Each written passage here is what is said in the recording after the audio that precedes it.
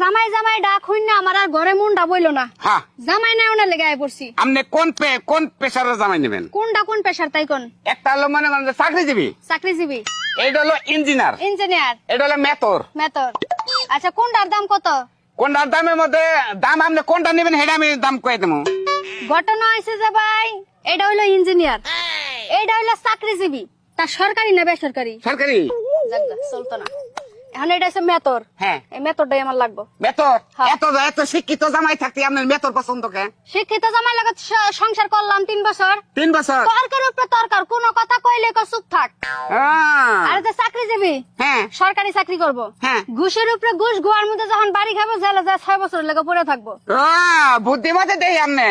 তারপরে হয়েছে যে মেথর, হ্যাঁ মূর্খ টুর্খ কামলা সামলা লয়ে যাই, হ্যাঁ। নগদ ইনকাম করে আনবো, নগদ খায়া কাররা কাররা ঘুম দিমু। এই যে বুদ্ধিমতি কাম করতেন, কিন্তু আসলে মেথরের দামটা বেশি।